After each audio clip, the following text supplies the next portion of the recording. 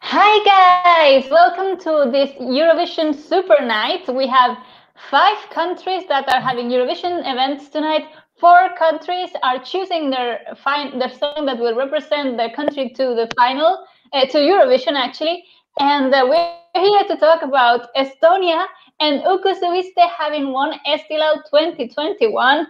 He deserves a big round of applause because he's won fair and square 2 years in a row the national final of Estonia. So that is something really big.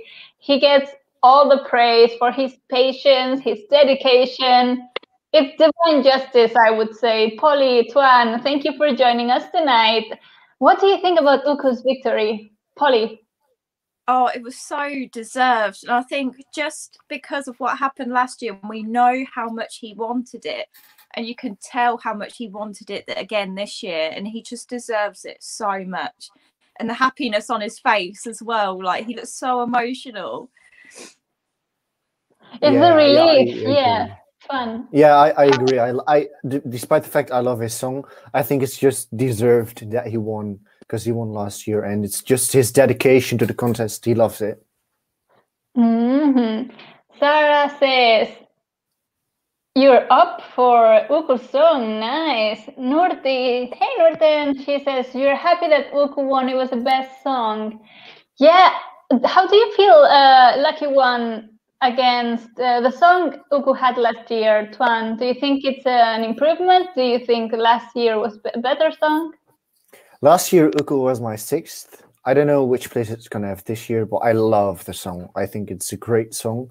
I don't know how to compare it to last year because I love both. I think I love both equally. It's quite a different song. Like, this one is more up-tempo, and last year was more like a ballad. But I love both, and I think it's going to do very well. Polly, what do you think? I think for me, it's sort of impossible to compare them because they're 2 completely different songs of completely different genres. So, but I love both of them so much. And What Love Is, at the beginning, I wasn't a big fan. And then I heard it live and I was like, that's won me over completely. And then I was Team Uku from then on. Emily Freeman, she says, "I'm happy Uku won. However, I hope they turn down the backing track as I believe he got overpowered at times, but he deserves the win." Michael Forbes says, "Hi everyone, hi." Sarah, it's Uku Suviste once again, and we are super happy because it's divine justice. I'm so happy that most of the singers that won for last year Eurovision, they're getting the chance to go to Eurovision again, and they're slaying their national finals. I'm here for this divine justice. Kofris, I guess Uku deserves to go, but I wanted Cece to win over her. Cece had better live in my opinion, and Uku's stage show was really random. His music video clips in the live were unnecessary. Greetings from Estonia. We are all Estonian lovers in this chat, and yes.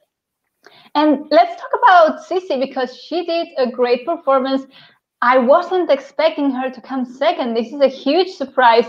But Polly and Tuan, along this season, you've been telling me about Cece, and you've been placing Cece in a good position. So please, how did you feel about Cece coming second, Polly? I was surprised, but pleasantly surprised, because I was really sort of worried she'd get overpowered by someone like Koit or Yuri. But she made an absolutely amazing performance, and I think that really won over the televoters. So I was really pleased that she got second place. Tuan. I love it. I love her dress. I love her voice. Her voice is amazing. I love the song. It's such a great song. It's a song normally people would kind of forget before the live because the live is just amazing. And I'm very happy she got into the superfinal. I wouldn't have expected it, but it's a very pleasant surprise. And we said to each other, oh, we wouldn't mind this winning over Uku, and it finished second. So we are very happy. Yes, indeed. Let's go to this comment. Hope Cece returns next year. She was amazing. She definitely deserves. I mean, she's been trying for many years. I think this is the closest she's ever gotten. And I think she she has to keep trying because there's so much Eurovision potential there. Let's go to Steve Kendall. I got scared after the Western juries gave it to Cece. Let's talk about the jury vote because I was not expecting Wingman to be the winner and to do so well with the juries. We thought that Wingman would be a televote song, but we were completely wrong, which proves I have known really nothing about Eurovision, but I'm here for the show. Yeah, I thought Wingman would be like in the bottom 2 of the juries together with Redel, and would be like in the top 2 of the televoting, and it was like completely the other way around because the televoting only gave it 4 points. But I mean, I think they got what they deserved. Yeah, I think the strong points of Wingman is that it looks like a movie or like a comedy. So maybe for the juries abroad, they can relate more to this kind of staging and presentation. It looks like there's more budget put into the presentation. There's more things happening on stage, but maybe the song itself is not so, you can't connect to it so much. And I am super happy that Uku gets to go again.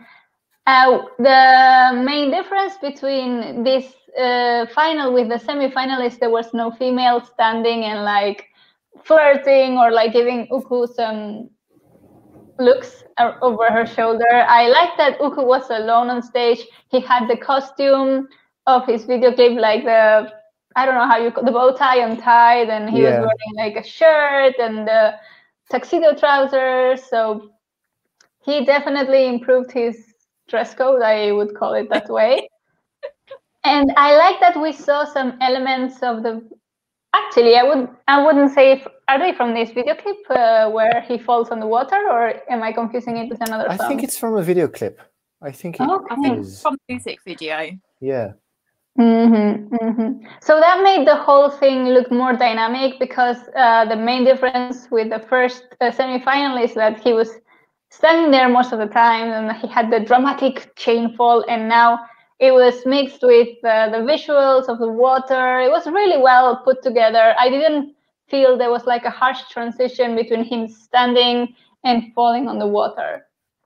But let's see what other people say in the live chat. Lydia says, Polly looks so happy.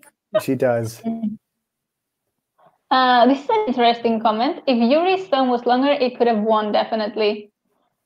Do you say this because it feels like the song went really fast, or the song was actually really, really short? It was short. I think it was around 2 minutes.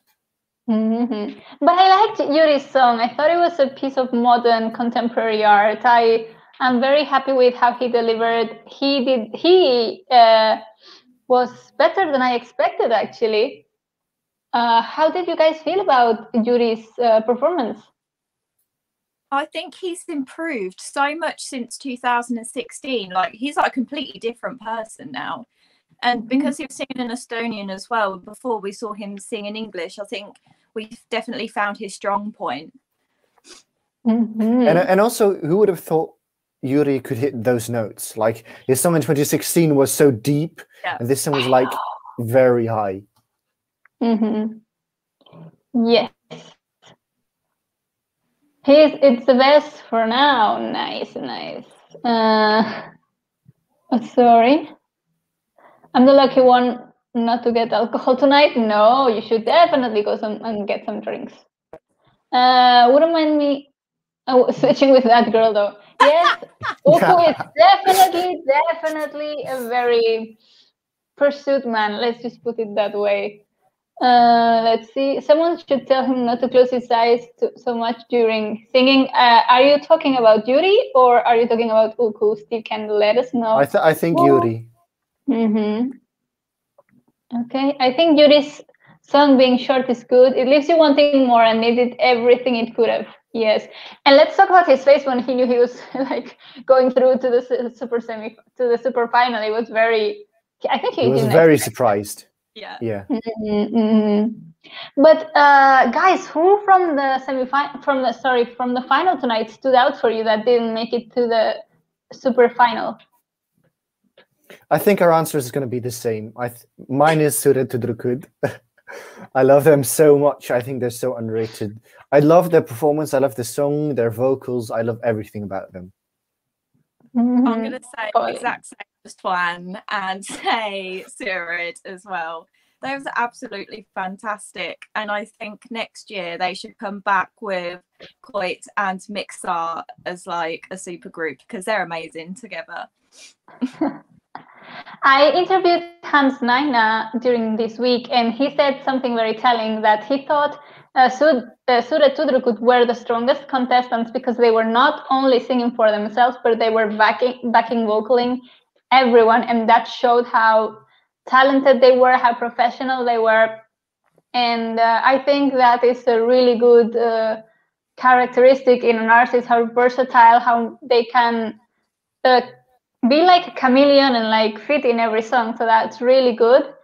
For me, Carl Killing really stood out this evening. His song was intimate. The staging, the lighting was intimate. It reminded me of like some guy just playing in his living room, professing his sweet love to someone else. So it was very nice. I liked that one.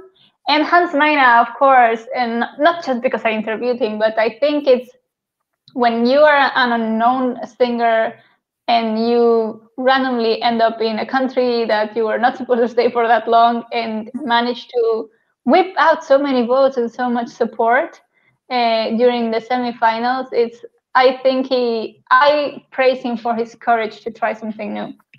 Same. It did kind of surprise me because in the semi-final he qualified from the televote only, and in the final he got 0 points from televote. So that was quite surprising for me.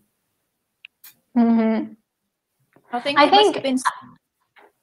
Please go ahead. It must have been so daunting for him to do that in front of a completely new audience where he's never had a presence before, and then to go and do that and make the final. That must be such a proud moment for him. Mm-hmm. Do you guys think this Uku song needs a revamp? Because, you know, this is what all of the songs go through before they go to Eurovision. Some songs stay the same, some go through a revamp. Do you think Uku needs a revamp? I don't actually think he does. No, I don't know what they could add, actually. Mm-hmm. No. Because it could go the opposite way and they add something and it actually has the opposite effect and it loses that quality it had when it won.